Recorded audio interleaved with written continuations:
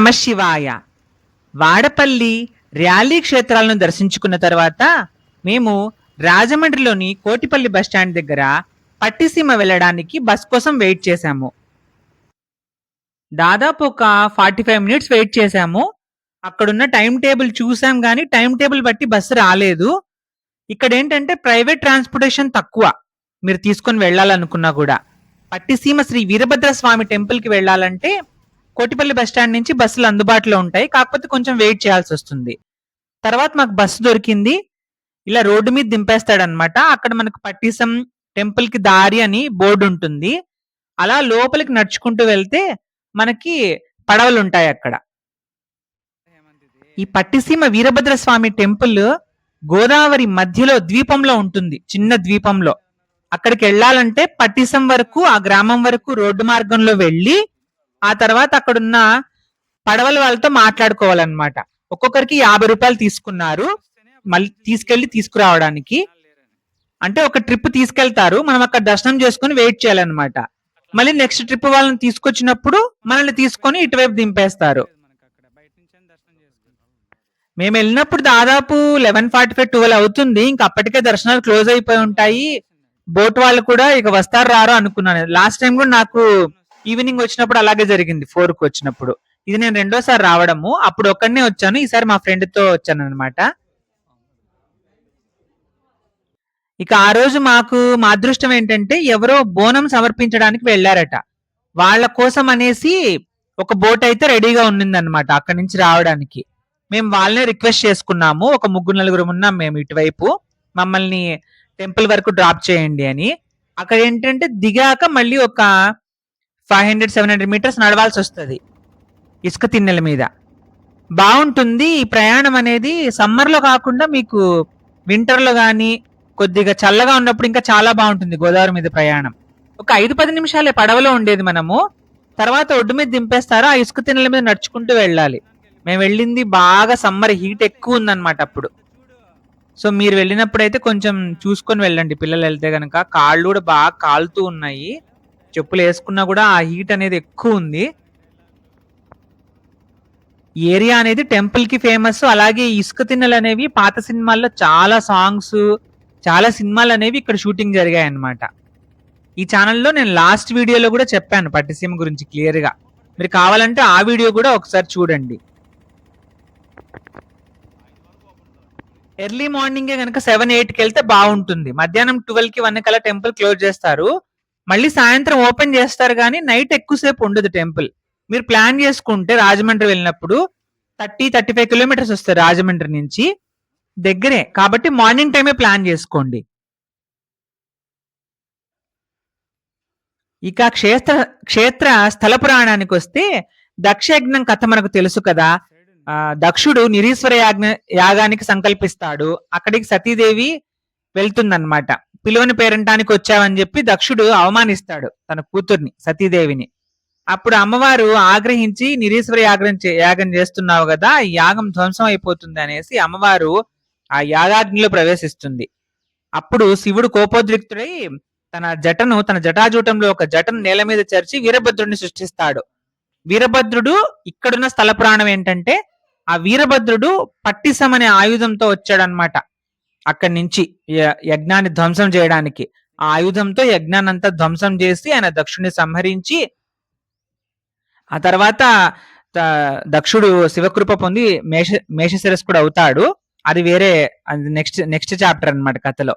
ఈ స్థల పురాణానికి వచ్చినప్పుడు ఏంటంటే ఆయన ఉగ్రంగా ఉంటాడు. ఆ పట్టిసం అనే ఆయుధాన్ని తీసుకుని వస్తాడు, ఇక్కడికి వచ్చి తాండవం చేస్తూ ఉంటాడు. దేవకోట పర్వతం అన్నమాట ఇది. అప్పుడు అందరు రిక్వెస్ట్ చేసుకుంటారు అగస్త్య మహాముని, ఈయన శాంతింపజేయని. అప్పుడు అగస్త్య మహాముని స్వామిని ఆలింగనం చేసుకుంటారన్నమాట. అప్పుడు స్వామి ఆ కోపం అంతా తగ్గి ఇక్కడ ఆ పట్టిసాన్ని కడుగుతాడని కూడా చెప్తారనమాట లోకల్ వాళ్ళు ఇక్కడ ఈ గోదావరి నదిలో.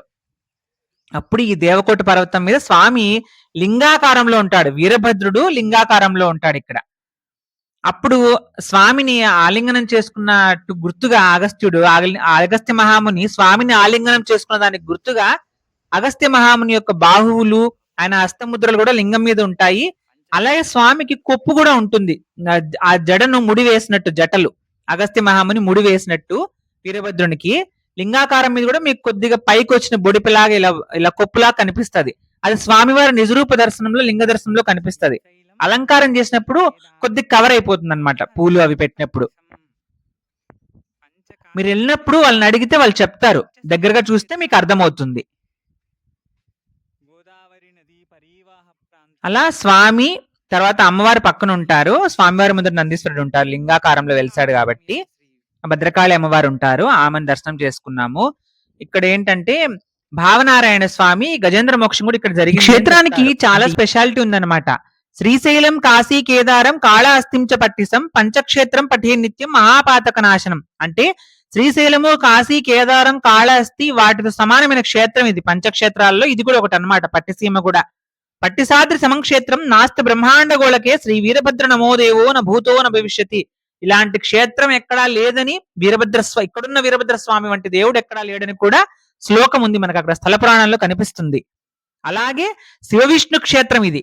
ఇక్కడ శివుడు లింగాకారంలో వీరభద్ర స్వామి ఉంటారు శివస్వరూపంగా. అలాగే భావనారాయణ స్వామి గజేంద్ర మోక్షం కోసం ఇక్కడికి వచ్చాడు గజేంద్రుని కాపాడడానికి. ఇది హరిహర క్షేత్రంగా కొలువబడుతోంది భక్తుల్లో. శివరాత్రికి తీర్థం చేస్తారు. ఇక్కడ చాలా మంది జనాలు వస్తారు. ఈ ప్రదేశంలోనే ఏనుగు తొండం లాంటిది ఉంటుందన్నమాట, కొండ ఒకటి బ్యాక్ సైడ్. అక్కడే గజేంద్ర మోక్షం జరిగింది. ఇక్కడ విష్ణుమూర్తి డిఫరెంట్ గా ఉంటారు. ఎలా అంటే మామూలుగా కుడి చేతిలో మనకు చక్రాన్ని, ఎడమ చేతిలో శంకుని పట్టుకొని ఉంటారు కదా విష్ణుమూర్తి. ఇక్కడికి వచ్చినప్పుడు గజేంద్ర మోక్షం ఇక్కడే జరిగింది అని చెప్పేదానికి గుర్తుగా గజేంద్రుడు పిలవగానే స్వామి తొందరలో కంగారులో వచ్చేటప్పుడు ఏంటంటే కుడి చేతిలో ఉన్నటువంటి చక్రం ఎడమ చేతిలో ఉన్న శంకు కుడి చేతికి వచ్చేస్తుందట స్వామికి. అలా హడావిడిగా బయలుదేరి వైకుంఠం నుంచి వచ్చాడు ఈ క్షేత్రంలో. ఆ ముసలి బారి నుండి గజేంద్రుడిని సంరక్షించాడు అనే కథకు గుర్తుగా ఇక్కడ స్వామివారి విగ్రహం అలా ఉంటుంది. ఫోటో తీయనివ్వలేదు. అలా ఆ నారాయణ స్వామిని కూడా, భావనారాయణ స్వామిని కూడా దర్శనం చేసుకున్నాను. మీకు భావనారాయణ క్షేత్రాలు ఇంకా వేరేవి కూడా ఉన్నాయి. అవి కూడా ఫ్యూచర్ లో పాసిబుల్ అయితే ఆ వీడియోస్ లో డిస్కస్ చేద్దాము. ఇక్కడ అనిస్త్రీ పునిస్త్రీ అని గ్రామ దేవతల అమ్మవార్లు ఉంటారు గుళ్ళోనే. ఈ దేవతలకు మొక్కుకుంటే సంతానం కలుగుతుందని కూడా ప్రతీతి. ఇంకా మనకు శివాలయాల్లో ఉన్నట్టే ఇంకా అందరూ గణపతి, మన కుమారస్వామి, మనకు అన్ని విగ్రహాలు ఉంటాయి. కాలభైరవ స్వామి, వాళ్ళందరూ కూడా ఉపాలయాలు ఉంటాయి గుళ్ళోనే. అందరినీ దర్శనం చేసుకొని బయటకు వచ్చి మళ్ళీ మేము బోట్ కోసం వెయిట్ చేస్తున్నాం అన్నమాట. పెద్ద బోట్లు ఉంటాయి, చిన్న బోట్లు ఉంటాయి. మేము వెళ్ళిన టైం అనేది కరెక్ట్, అంటే ఎక్కువ క్రౌడ్ ఉండే టైం కాదు కదా, కాబట్టి చిన్న బోట్లే ఉన్నాయి.